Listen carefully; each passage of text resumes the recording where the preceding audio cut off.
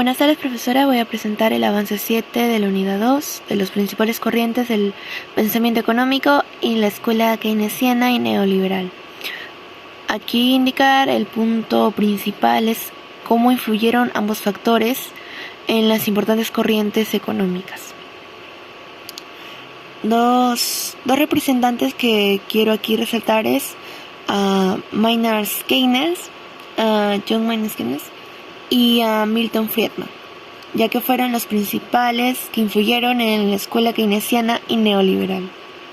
Comparar cuáles fueron sus puntos de vista y sus maneras de trabajar y ver más o menos cómo esto influyó más que todo en la actualidad o bueno, también en el caso pasado en el que vimos de la Gran Depresión económica, cómo eran las maneras de pensar, ¿no? Empiezo.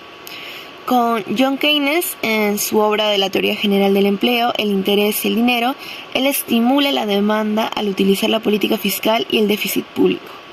También indica que los gobiernos debían estimular las demandas económicas.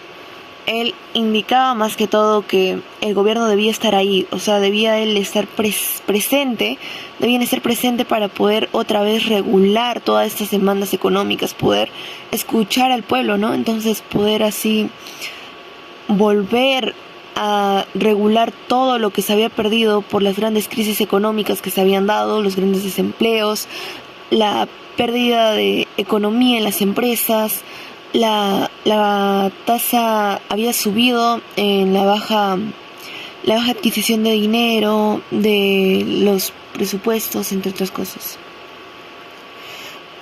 Él también nos indica que el libre mercado se sustentaba en principios metafísicos que había que eliminar para realizar un análisis de hechos reales. Este economista fue el que influyó en la escuela keynesiana. Indicó que el Estado sería motor para resolver el problema de la recesión y del desempleo.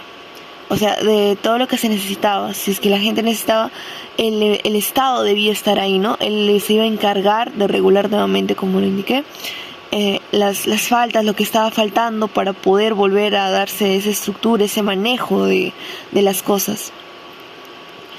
Mediante el aumento del gasto público y aportando a la inversión de diferentes dimensiones, lo cual era beneficioso para entonces en la caída económica del mercado que se registra de los mercados que se registraba en 1929 por la Gran Depresión de Estados Unidos, un caso que ya habíamos escuchado en las semanas anteriores, que se basaba en la Gran Depresión, en la caída económica. Las familias no tenían dinero, las empresas habían bajado, los desempleos eran altos, entonces habían grandes demandas y hubo un tiempo en el que no se pudo hacer nada.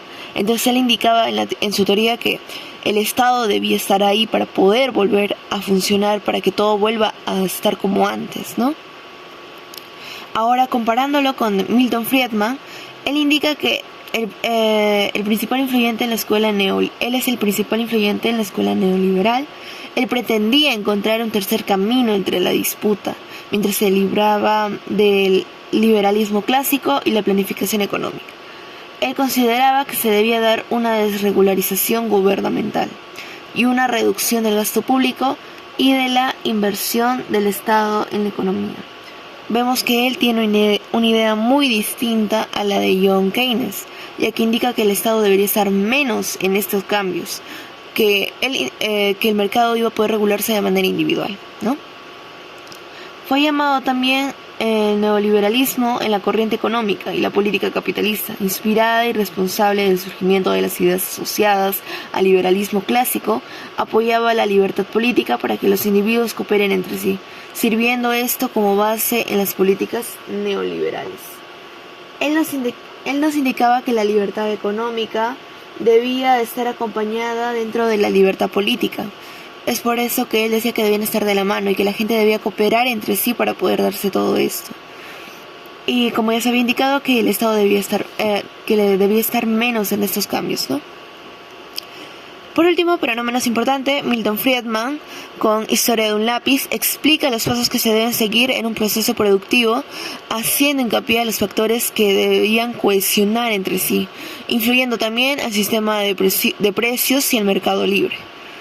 Ellos creían en una estimulación de la economía por la vía de la oferta, de las empresas, del sector privado, entre otros.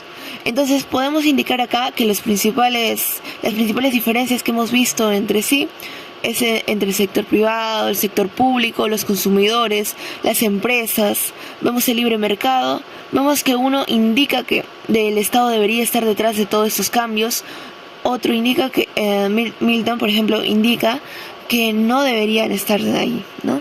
Y vemos esas grandes diferencias.